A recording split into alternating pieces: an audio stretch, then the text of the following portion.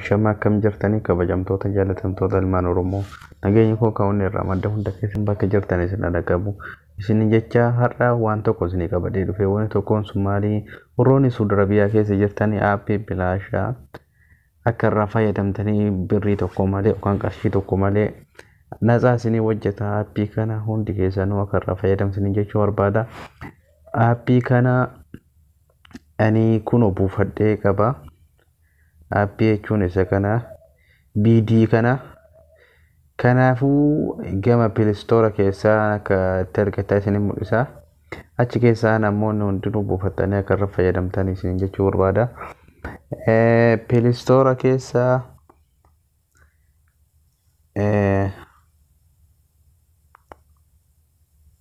beekama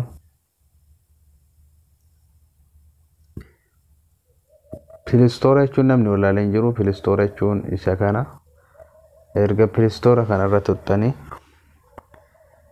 mataa kana gubbaa irratti BD gootaniiti tunnel gootanii barreessitanii erga barreessitanii aappichi isa mataa dhaabee gubbaa irra jiru kana isa kana maal gootanii irra gadhooftanii ani dura waan buufadhee jiruuf waan biraan gootanii ani asumaan open jedhee seena amma soo taatee suma fayyadamu jira yoo dubbiin kiyyiba jechuu keessaniif ni danda'ama. Ani amma saatii kana isuma fayyadamu waan jiruuf dhiifama.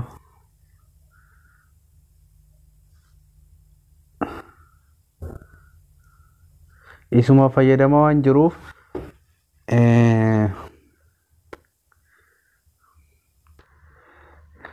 innaa kanaafuu kana isiniin jedha ani buufadhee waan jiruuf kunoo argaa ragaa fi yoo taate ani amma isa fayyadamu jira.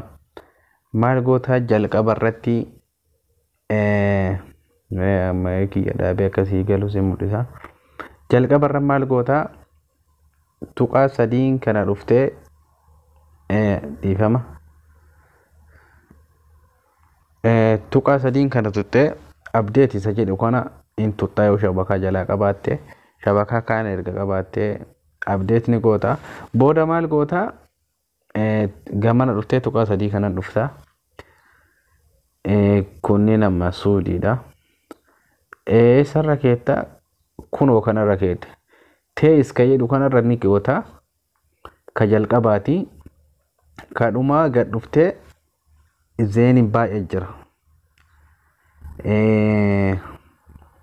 Zeeniin baay'ee jira kariyaala 60 firizeen maal ka jedhu kana jira. Ati kamirra kaatta gad dhuftee zeen firii dees ka jedhu kana isarra kaatta. Achi booda ala tuula sii dalaga. Warri sawaallee warri zeeniillee sitiisiin kun asirratti hojjeta. Moobaayiliillee hojjeta. Hundi keessanuu firii moobaayilii ka jedhu firii moobaayilii hundinuu ni hojjeta. Kanaafuu akka irraa fayyadamtanii gamanumaan ragaa wajjin dalasiisee kun hojja keessa nafa isin mul'isa. Amanuudhaaf daataa biraa jalaa hin qabu.